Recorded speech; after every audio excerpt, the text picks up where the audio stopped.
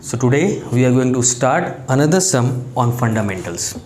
देखिए आज जो हम सम करने जा रहे हैं वो है question number 40, one of the top sum from fundamentals. T S. Grewal की बुक में ही क्वेश्चन नंबर 40 है। मैं रीड करता हूँ आपके लिए।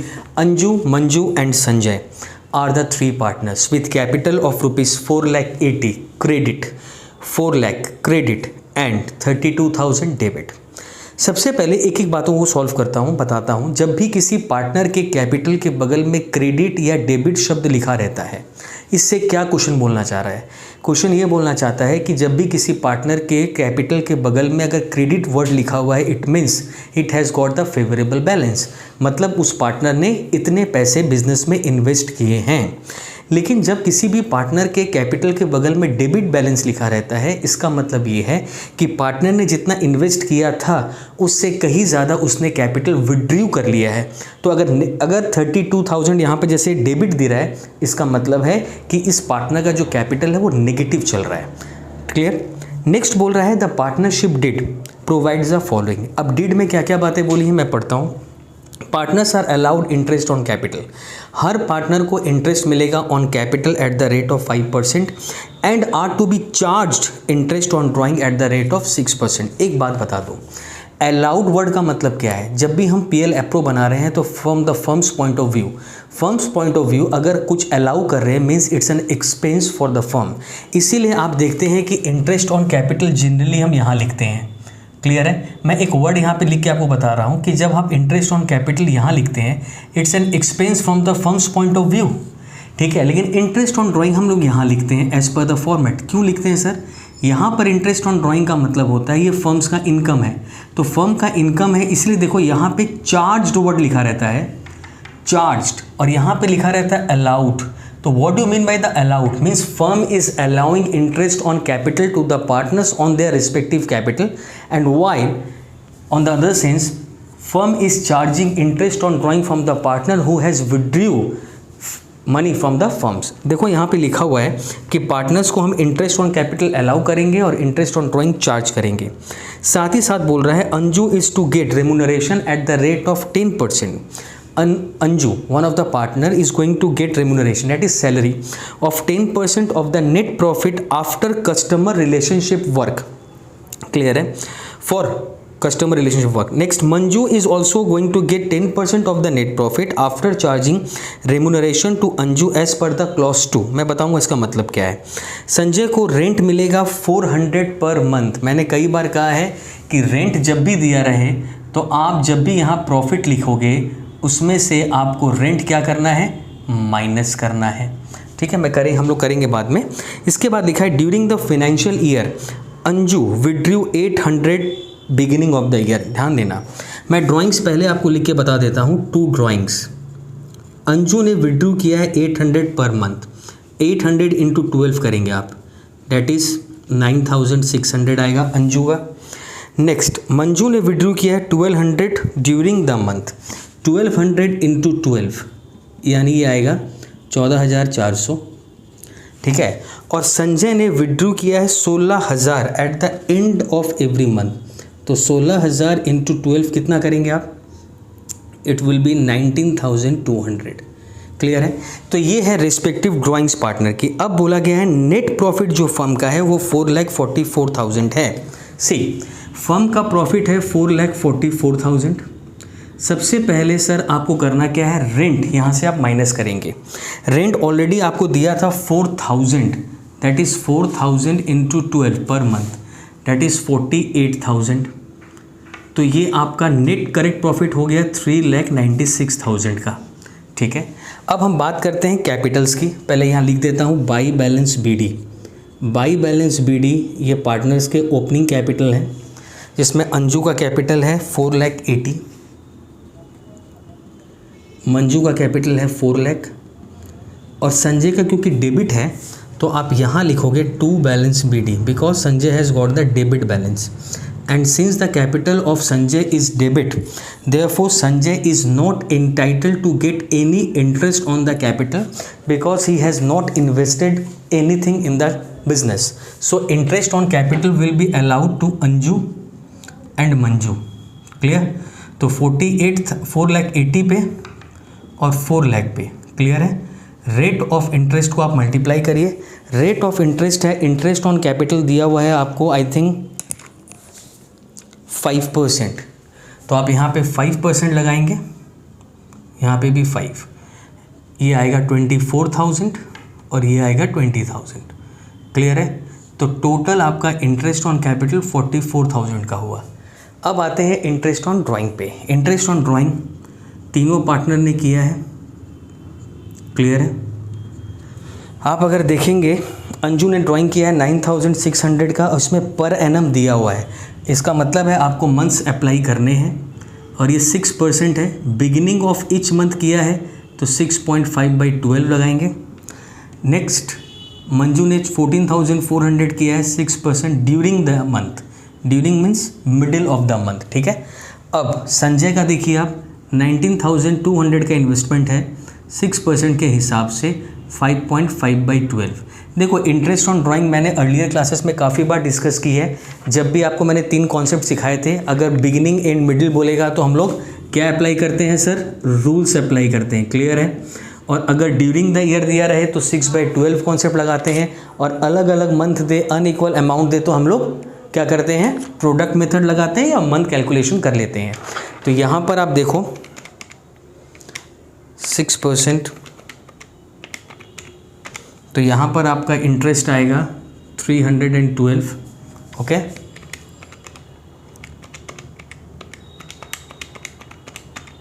नेक्स्ट वन 432, नेक्स्ट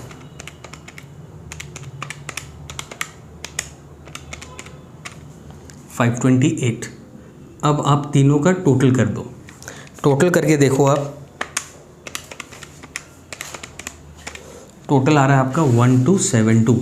इस तरह से आप इंटरेस्ट ऑन ड्राइंग और इंटरेस्ट ऑन कैपिटल क्या करेंगे? कैलकुलेट कर लेंगे। नाउ द नेक्स्ट पार्ट देखो, इंटरेस्ट ऑन कैपिटल और इंटरेस्ट ऑन ड्राइंग के बाद अब आते हैं रेमुनरेशन पे। देखो रेमुनरेशन किसको मिलने वाला है? अंजू को और मंजू को। तो अगर रेमुनरेशन की बात करें या कमीशन लिख सकते हो, सैलरी, एनीथिंग। अंजू को कितना कमीशन मिलने की बात हुई थी? अंजू को मिलने वाला था 10% of the net profit. That is net profit is 3,96,000 into 10/100, that is 39,600। Clear है? मंजू को भी कमीशन मिलने वाला है, रेमुनरेशन मिलने वाला है। कितना मिलने वाला है?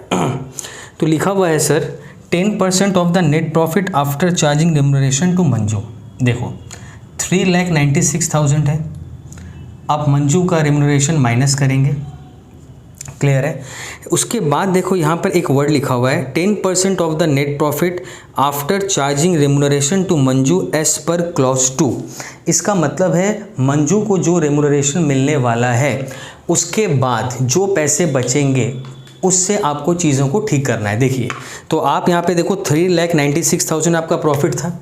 अब इसमें से मंजू को आप दे दीजिए 39,600 और उसका 10% आप मंजू को देने वाले हैं। समझ में आ रहा है बात? तो सीधा सा है कि आपको कितना देना है। तो सिंपल आप देखिए, अंजू के लिए बोला गया था सिर्फ 10% और मंजू के लिए सिर्फ बोला गया है कि जितना मंजू को मिलेगा उसको चार्ज करने के बाद जो प्रॉफिट बचेगा उसका 10% उसको देना पड़ेगा। तो मंजू के लिए जब कैलकुलेशन होता है, इसीलिए मैंने यहाँ पे नेट प्रॉफिट लिखा और बोला आफ्टर चार्जिंग अंजूज रेमुनरेशन। तो अंजू का रेमुनरेशन माइनस करेंगे, इनटू जो आएगा 10/100 करेंगे। क्लियर? तो आप यहाँ पर देखो 3,96,000 माइनस 39,600 इंटू 10%, तो आपका आएगा ये 35,640। अब इसको आप टोटल कर लो, इसको आप टोटल कर लो। टोटल करने के बाद आपका आएगा 75,240। 75,240। अब आपको क्या करना है? जस्ट टोटल करना है। टोटल देखो आप करिए, 3,96,000 प्लस 1,272, तो ये आएगा 397,272। 397,272, यहाँ पे भी लिखिए 397,272 और माइनस करिए। माइनस करके देखिए कितना आ रहा है। ये होता है बैलेंस, आपको देखना है, माइनस करना है, करने के बाद वो होगा डिविजिबल प्रॉफिट। तो बेसिकली आप देखो तो डिविजिबल प्रॉफिट के लिए सिंपल आपको जस्ट इन दोनों को ऐडअप करना है, यहाँ लिखना है और आपका बैलेंसिंग फिगर आएगा 278032।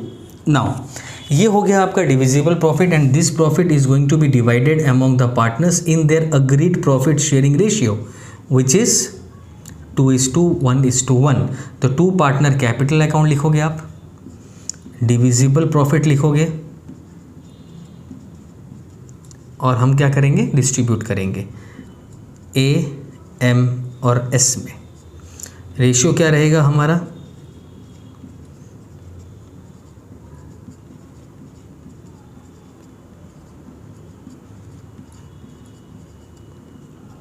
Two by four, 1/4, 1/4।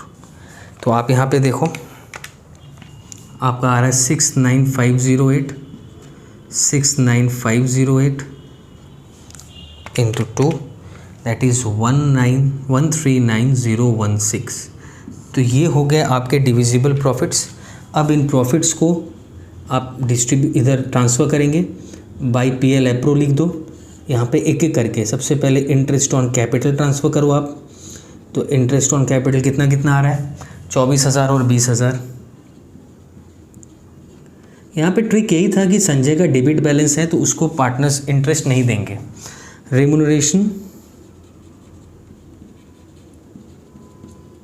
रेमुनरेशन उसको मिलेगा अंजू और मंजू को 39,600 एंड 35,640 क्लियर। और शेयर ऑफ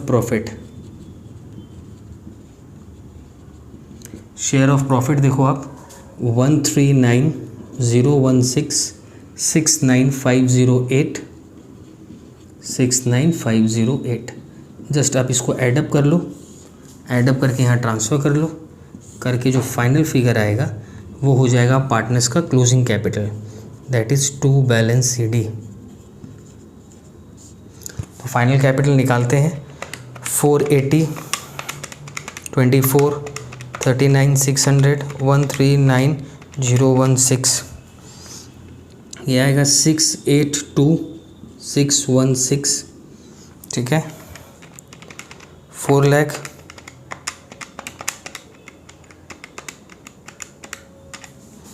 525,148 69508 क्लियर।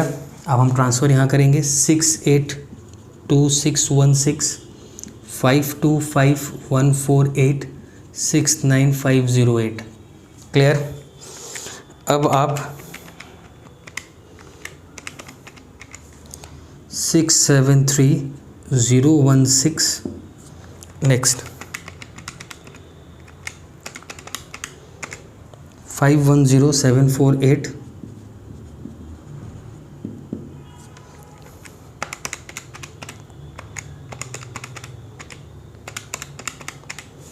18308। तो ये है final closing capital of the partners. इस सम में देखो आपको क्या सीखना था। पहला बात, जब भी सर रेंट देगा हम लोग इनर कॉलम में यूज़ करेंगे। ड्राइंग्स के लिए हमने क्या यूज़ किया, रूल्स। जिस पार्टनर का डेबिट बैलेंस रहेगा he is not entitled to get any interest on capital. और रेम्यूनरेशन देते वक्त आप ध्यान देना कि किसके लिए क्या लैंग्वेज यूज़ किया है। जैसे अंजू के लिए बोला सिर्फ 10% ऑफ नेट प्रॉफिट, लेकिन मंजू के लिए क्या बोला कि 10% of the net profit after charging the remuneration paid to Anju. तो अंजू का जो रेम्यूनरेशन था वो माइनस करके जो फिगर आएगा दैट इज़ 10/100। तो ये पैटर्न था आपका क्वेश्चन नंबर 40। तो इस तरह से आपको क्वेश्चन को सॉल्व करना है। बेसिक फंडा क्या है कि पहले आप अपने इन्फॉर्मेशंस को बहुत ही अच्छे तरीके से आप समझ लीजिए। इन्फॉर्मेशन को गैदर करिए, कैपिटल क्या है, ड्राइंग्स क्या है। जब आप क्वेश्चन रीड करते हैं तो मैक्सिमम चीज़ें तभी क्लियर हो जाती हैं। ड्राइंग जब मैंने पढ़ा कि 800 पर मंथ बोला है, बिगिनिंग बोला, तभी मेरे माइंड में आ जाएगा। तो एज अ स्मार्टर स्टूडेंट आपको पहले ही समझ में आ जाएगा कि सर यहाँ पर रूल्स अप्लाई करना है। ठीक है, जैसे ही डेबिट बैलेंस दे दिया मतलब इसको इंटरेस्ट नहीं देना है।